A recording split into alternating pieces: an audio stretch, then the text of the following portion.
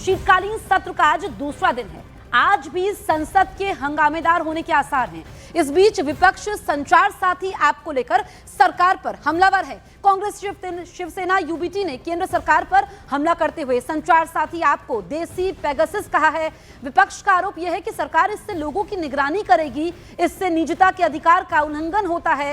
विपक्ष की मांग है कि संचार मंत्रालय इसे तुरंत अपने निर्देश को वापस ले। तो इस पर जो है सियासी तीर छोड़े जा रहे हैं संचार साथी ऐप को लेकर, और अब सरकार पर विपक्ष हमलावर है। आपको बताएं कि कांग्रेस शिवसेना यूबीटी ने केंद्र सरकार पर हमला बोला है। संचार साथी ऐप को देसी पेगासस कहा है।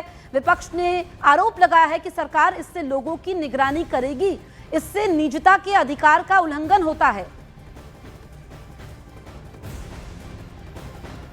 शिवसेना यूबीटी की नेता प्रियंका चतुर्वेदी ने संचार साथी ऐप का विरोध करते हुए सोशल मीडिया एक्स पर लिखा है कि भारत सरकार हर मोबाइल कंपनी को संचार साथी ऐप को फोन में एक स्थायी फीचर बनाने के लिए कह रही है।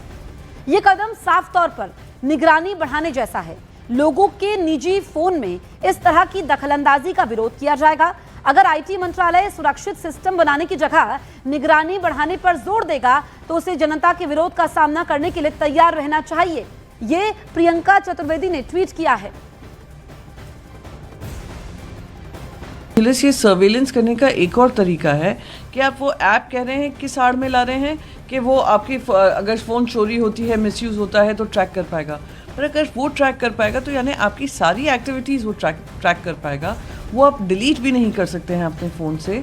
तो ये जैसे एक बिग बॉस के हाउस में आपके ऊपर कैमरा हमेशा लगा रहता है, वैसे आपका फ़ोन जो एकदम पर्सनल चीज़ है, आपकी प्राइवेट स्पेस है और प्राइवेसी हमारा अधिकार है, आप उसी का लगातार हनन कर रहे हैं। हम आपसे कह रहे हैं आप रिड्रेसल सिस्टम्स ढूंढिए, आप सर्वेलेंस सिस्टम्स बना रहे हैं। इतना क्या आपको लोगों को कंट्रोल करने की, नियंत्रण करने की, कौन क्या कर रहा है, किससे बात कर रहा है, क्या देख रहा है, क्यों देख रहा है, ये कितना सरकार दखल अंदाजी देगी प्राइवेट फैमिलीज़ में, प्राइवेट फ़ोन्स में, प्राइवेट चीज़ों के निजी ज़िंदगी में। तो इसका तो हम पुरजोर तरीके से विरोध करेंगे। शिवसेना यूबीटी के नेता आदित्य ठाकरे ने भी संचार साथी ऐप पर सवाल खड़े करते हुए सोशल मीडिया एक्स पर लिखा कि तानाशाही ही है, बस इसे तानाशाही नहीं कहा जा रहा। तो ये देखिए कि लगातार सियासी तीर छोड़े जा रहे हैं। जो संचार साथी ऐप है, इसको लेकर के आदित्य ठाकरे का ट्वीट हम आपको दिखा रहे हैं। ये उन्होंने कहा है कि ये तानाशाही ही है, बस इसे तानाशाही नहीं कहा जा रहा है। और इससे पहले प्रियंका चतुर्वेदी ने भी ट्वीट किया था और उन्होंने कहा था कि ये निगरानी बढ़ाने का तरीका है सरकार का। संचार साथी ऐप को लेकर कांग्रेस सरकार पर हमलावर हो चुकी है। कांग्रेस नेता इमरान मसूद ने सरकार पर भारत को नॉर्थ कोरिया बनाने का आरोप लगाया है। सांसद इमरान मसूद साहब हमारे साथ बातचीत करने के लिए। सर, संचार साथी ऐप को लेकर लगातार विपक्ष सवाल उठा रहा है। कांग्रेस से केसी वेणुगोपाल हो या फिर अन्य दल हों, सब इसे निजता का हनन मान रहे हैं। आपको क्या लगता है कि संचार साथी ऐप जो डाउनलोड अब मोबाइल में होगी, उसको लेकर क्या कहेंगे? हम लोग नॉर्थ कोरिया के बनाने की तरफ जा रहे हैं, लगता है मुझे, कि कैसे बाल कटेंगे, कैसे खाना खाएंगे, कैसे चलेंगे। आप लोगों की निजता के ऊपर हमला कर रहे हो सीधे। आपको सिक्योरिटी के नाम पे आप सिंगापुर का मॉडल क्यों नहीं अपनाते? सिंगापुर में आप कोई भी आदमी होगा, सब जगह कैमरे इस तरह के लगाए हुए, उनको पता चल जाएगा कि कौन कहाँ पर है, किस ढूंढना है। तो उसको आपके पास टेक्नोलॉजी इस तरह की है, वो इस्तेमाल करिए। लोगों के फ़ोन में घुसकर आपको क्या मिलेगा? आप उनके तमाम पूरी निजता के ऊपर पूरी तरह से हमला करने का काम कर रहे हैं। अब ये तो बहुत ज़्यादा, और मुझे नहीं लगता कि क्योंकि एप्पल फ़ोन को समझते थे कि सेफ एंड सिक्योर है, उसके ऊपर भी लगेंगे। अब ये बहुत सारी चीज़ें हैं, देखिए क्या होगा। इधर बीजेपी के सांसद शशांक मणि ने सरकार के फैसले का समर्थन किया है। ये बहुत महत्वपूर्ण कदम है। मैं तो आईआईटी का हूं, तो मैं समझता हूं किस प्रकार का साइबर अटैक्स हो रहे हैं, किस प्रकार की डेटा पिरसी भी हो रही है बाहरी पायलटों की दौरान। तो मैं समझता हूं कि इस संचार ऐप से लोगों में जो एक तरह से एक सिक्योरिटी की भावना है वो भी बढ़ेगी, हमारे डेटा भी पलायन नहीं होगा और हर तरीके से जो नागरिक का एक तरह से रक्षा होनी चाहिए वो डिजिटल माध्यम से होगी। तो मैं इसका स्वागत करता हूँ। अरुण हमारे सहयोगी हमारे साथ लाइव मौजूद है। अरुण, ये सरकार ये साफ कर चुकी है कि ये स्पाइंग नहीं है, डेटा मॉनिटरिंग इससे नहीं होगी, लेकिन विपक्ष फिर भी इस मुद्दे को छोड़ने के लिए तैयार नहीं है कि निगरानी बढ़ाने का तरीका है, विपक्ष का कहना है।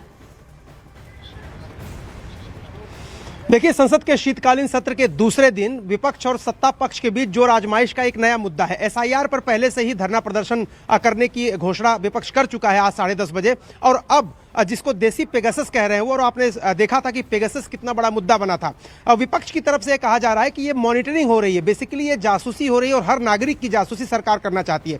सरकार कह रही है कि IMEI नंबर जिससे हम ट्रेस करते हैं मोबाइल को, कई बार वो मोबाइल हैंडसेट में है कि नहीं है, उसके नाम पर किसी अन्य उपकरण का इस्तेमाल किया जा रहा है, आतंकी गतिविधि के लिए इस्तेमाल किया जा रहा है, इंटर स्टेट थेफ्ट के लिए इंतजाम किया जा रहा है। तो अगर इन सब से, साइबर फ्रॉड के लिए उसका इस्तेमाल किया जा रहा है, अगर इन सबसे बचना है तो संचार साथी ऐप बेहद जरूरी और कारगर उपाय है। विपक्ष ये कह रहा है कि इस बहाने सरकार थोड़ी सी सुरक्षा देकर के और निजता पूरी ले लेगी, यानी निजता का हनन हो जाएगा। आप अपने मोबाइल में क्या देख रहे हैं, आपके मोबाइल में कौन सा डेटा स्टोर है, कौन सी पिक्चर स्टोर है, आप किससे बात कर रहे हैं, आपका कैमरा क्या कर रहा है, ये सब कुछ सरकार उस पर निगरानी रखेगी। सरकार की तरफ से स्पष्ट कह दिया गया कि ऐसा कुछ नहीं होने जा रहा है। नागरिकों के जो अधिकार है निजता के, वो सुरक्षित रहेंगे, लेकिन आतंकी गतिविधियों की बात करें, चोरी की घटनाओं की बात करें, साइबर फ्रॉड की बात करें, इन सबको रोकने के लिए यह बेहद जरूरी है। अब तो देखिए 90 दिन का समय दिया गया है मोबाइल कंपनियों को, जितने भी स्टोर में मोबाइल है उनमें भी और जो नए बनेंगे उनमें भी। लेकिन विपक्ष इस मुद्दे पर बड़ा एक प्रदर्शन कर सकता है और विपक्ष की तरफ से स्पष्ट कहा गया, केसी वेणुगोपाल कांग्रेस के महासचिव हैं, उन्होंने कहा है कि इसको रोल बैक करिए, यानी इस आदेश को संचार मंत्रालय वापस ले, इससे कम कुछ हमको मंजूर नहीं है। तो अब यह देखना होगा कि विपक्ष कितनी तेजी से, कितने आक्रामक तरीके से इस मुद्दे को संसद भवन के अंदर और बाहर उठाता है, और क्या सरकार रिकंसीडर करने के लिए तैयार है। ये जब संसद की कार्यवाही शुरू होगी 11 बजे, तब देखने में आएगा कि इस मुद्दे को लेकर कितना गंभीर विपक्ष भी है और कितना सरकार इस मुद्दे पर ढील देने या फिर अपने रुख पर अड़े रहने के लिए पूरी तरह से मुस्तैद। बिल्कुल अरुण, बड़ी बातें आप बता रहे हैं, लेकिन जो ये संचार साथी आपका मुद्दा है, हम देखें तो SIR के बाद दूसरा सबसे बड़ा मुद्दा बन चुका है ये। देखिए, निश्चित रूप से वैसे तो अपोजिशन ने दिल्ली ब्लास्ट को लेकर के भी तैयारी की हुई है। SIR की प्रक्रिया को लेकर के संसद के अंदर बहस होनी चाहिए, ये विपक्ष लगातार मांग कर रहा है, और अब से थोड़ी देर बाद 10:30 बजे इस मुद्दे को लेकर विपक्षी पार्टियां प्रोटेस्ट भी करने वाली हैं। मल्लिकार्जुन खड़गे के कमरे में जो बैठक कल हुई थी उसमें भी तय हुआ था, और आज भी ये तय हुआ है कि इसी मुद्दे पर हम प्रदर्शन करते रहेंगे। इसके अलावा दिल्ली ब्लास्ट जो हुआ था उसमें आंतरिक सुरक्षा की चूक बताकर के गृह मंत्री को घेरने की भी एक तरह से रणनीति विपक्ष ने बनाई थी। लेकिन जिस तरह से संचार साथी ऐप का मसला कल से आया है, सोशल मीडिया पर बहुत ट्रेंडिंग है ये, तो विपक्ष ने भी इस पर सवाल उठाए हैं, और विपक्ष चाहता है कि इस मुद्दे पर भी चर्चा और सरकार जवाब दे। फिलहाल तो विपक्ष ये कह रहा है कि तुरंत इस इंप्लीमेंटेशन की जो बात आपने कही, इस निर्देश को ही रद्द कर दीजिए, इसे रोल बैक कर दीजिए, लेकिन सरकार की मंशा ऐसा लगता नहीं कि वो उनकी बात सुनने जा रही। ठीक है अरुण, आप नजर बनाए रखिए, आगे भी आपसे अपडेट लेंगे। शुक्रिया आपका तमाम जानकारी हम तक पहुंचाने के लिए। बढ़ते हैं आगे। धर्मांतरण अलग अलग तरीके से होता है, सिर्फ लव जिहाद करके ही धर्मांतरण नहीं होता, बल्कि लोगों का ब्रेन वॉश करके, आइडियोलॉजी बदलकर भी जिहाद किया जाता है, और ये केरल में आज भी जारी है। न्यूज़ 18 इंडिया पर धर्मांतरण की पीड़िता ने आप बीती सुनाई। ये दास्तान न सिर्फ चेतावनी है, बल्कि हिम्मत और हौसले की मिसाल भी है। ऐसी कहानी दिखाने जा रहे हैं जो भरोसे की है, किसी के विश्वास की है, और जब वो टूट जाता है तो क्या होता है। केरला स्टोरी तो सबने देखी होगी, और केरला स्टोरी जिन पर बनी है, श्रुति वो हमारे साथ बात करने के लिए मौजूद है। श्रुति, उस वक्त आप पढ़ाई कर रहे थे? जी, मेरा ग्रेजुएशन का वक्त में मेरा आइडियोलॉजिकल कन्वर्शन हुई। ग्रेजुएशन कंप्लीट होके मैं टीचिंग कर रही थी, उसके बाद मेरा आइडियोलॉजिकल कन्वर्शन हुआ था। और एक बात करेक्ट करना चाहती हूँ, केरला स्टोरी मूवी में जो दिखाया गया था 3 लड़कियों की कहानी, वो केरल में असलियत में लव जिहाद के रूप में हुआ था, और उसके बाद आइडियोलॉजिकल जिहाद के वजह से उसमें एक वो मेन कैरेक्टर शालिनी उन्नीकृष्णन की कहानी बताई गई है। वो दूसरा असली नाम मैं बताऊँगी तो निमिषा फातिमा का है। वो निमिषा फातिमा ऐसे ही फर्स्ट लव जिहाद का था, और फिर उसके बाद आइडियोलॉजिकल जिहाद की विक्टिम हो गई।